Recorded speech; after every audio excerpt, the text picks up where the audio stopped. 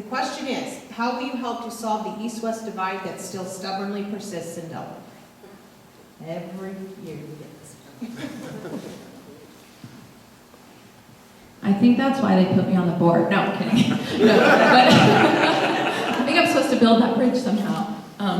You know, it's a reality. There are differences in terms of populations and equity, and you know, I have heard so many different things being a parent and being part of a PFC group when I used to go to superintendent's council, and you hear one school, you know, that did a fundraiser and raised, you know, $80,000, and then, you know, DPI does a fundraiser for the entire community and raises 75, right? Those are the kinds of things that you think about and that create a divide. You have more volunteers, maybe on this side of town, but you have more large checks written on the other side of town. There's all kinds of differences, but that's all they are. There's different populations, we're a diverse community, and I think, in my mind, what really is the issue is just looking at equity and just ensuring that just because we have 5 Read 180 classes here, and don't quote me, that's probably not the right number, we don't need to have 5 at Fallon. We need to look at the needs of each population at each school, and I think we've done a really good job of, you know, I've heard some brainstorms about, I think there's, I could be wrong, but there's like a dance, you know, for the 8th graders, and it's mixed, and I think there's been a lot of conversations among the PFC groups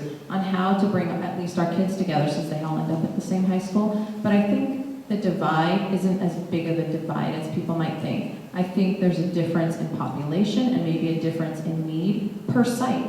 I really think it's not an east-west, it's a site thing. You know, Frederickson has different needs than Dublin L. They're on the same side of town. So I really think that we need to just look at it that way. I mean, there's no difference between someone who lives on this side of town and someone who lives on that side of town, you know, that aren't the normal differences. So I think really that whole east-west thing, although I do think that was one of the reasons that I was appointed to the board, and I think it was through my work at DPI, and I think DPI is a great catalyst of bridging that gap because we have events that incorporate everyone in this town. I mean, anyone who's pretty much involved in our schools or in our city or business owners, they get involved with DPI, and I think that's a great catalyst, and I think there's a lot of opportunity for us to continue to bring the whole community together for the same cause, you know, like one high school. I keep looking at the map of Dublin, and I have yet to find East Dublin. I know, I can look at a map, I can find East Palo Alto, but I can't find East Dublin.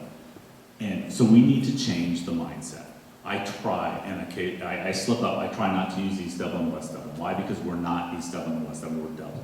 The other thing we need to do is, I'm always amazed when someone will say, well, you know, I don't want my kids going to that school, you know, the high school, because, you know, I live on the eastern side of town. See, I almost slipped. And I said, have you visited the school? And 9 out of 10 times they say no. And I tell them to come and talk to Miss Shimizu over here, who I know will give them a tour. And every time they do, you know what they say? Wow, what a great school, what a great city we live in. We have to stop worrying about what's on one side of town and what's on the other side of town, and what's best for the students, and what's best for the community. And the only way to do that is to stop worrying about where you live. You live in Dublin, and that's where you live, and you're never going to change it. There's never going to divide the city in two. One day, hopefully, Camp Parks will have development there, and that will, you know, from a geographical standpoint, help it. But until then, everybody who's a student in the Dublin Unified School District will end up being one thing, and that's a Gale. And we actually even have shirts now that say Future Gale. Why? Because all our students are Gales, and we're all in Dublin. I think we all come to Dublin High, and this issue, it came up more 4 years ago when I first got on the board, and it's better and better. It's gotten better over the last 4 years, and I think it will continue to get better. It's a work in progress, and as Dan mentioned, there is no East and West Dublin. There is Dublin. We come to this school. My daughter goes to this school. She's incredibly proud of it. She's incredibly proud. She has made many good friends. From students who previously attended Wells, in addition to her friends that she brought with her from Fallon. And so they merge here. And the way in which we build we get rid of the divide further is we continue to talk about the great things of Dublin High and make this a school that the community and all the students here are proud of, and the parents are proud of, and they see the results, and they see the great education. If their students are willing to work hard, you can get a great education here, and has been proven over and over again by a number of our graduates over the last number of years. If you work hard, you can go to any school in the country, you can go to any program, you can get into the most elite programs from Dublin.